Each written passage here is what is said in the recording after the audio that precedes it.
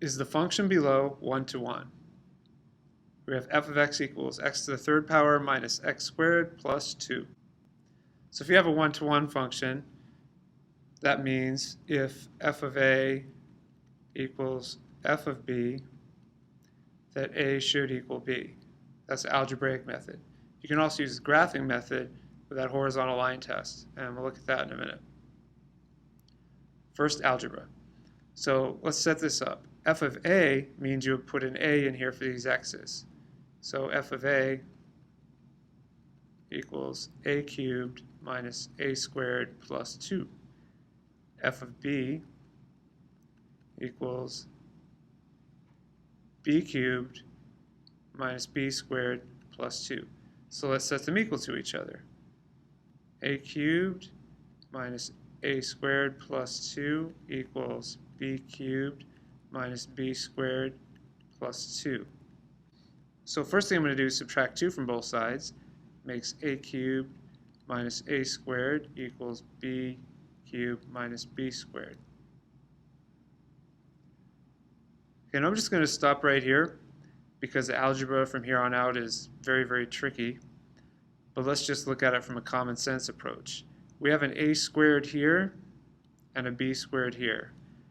Now we know if we square a negative number, it turns positive. So that means for a values that go here, there could be a positive or negative. And for b values that go here, it could be a positive or negative. So that means the function is not going to be 1 to 1, because based on the a squared and the b squared, we can't say that a equals b every time. Okay, let's look at the graph, because sometimes that can be more powerful. So we're going to have x to the third minus x squared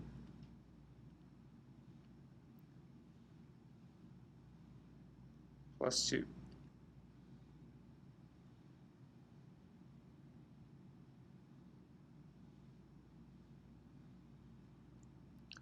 Okay, this one's kind of hard to tell. It looks like it could flatten out here, but I'm not sure. So what I'm going to do is I'm going to zoom in. I'm going to do zoom, and then option 2, which is zoom in. And I'm going to go up a little bit, right to where that turning point is.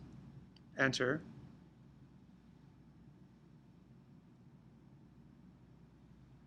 Now it looks like it's dipping just a little bit here, but I'm going to zoom in just a little more.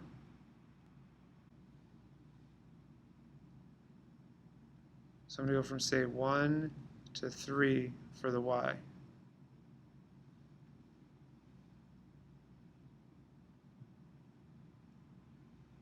Okay, you can definitely see this little dip here. So right in this little spot, that's where the problem is. We don't have a 1 to 1 function here because we can draw a horizontal line right through here and it actually can hit 1, 2, 3 times. And that's caused by the a squared and the b squared that I was just talking about. So is the function below 1 to 1? No.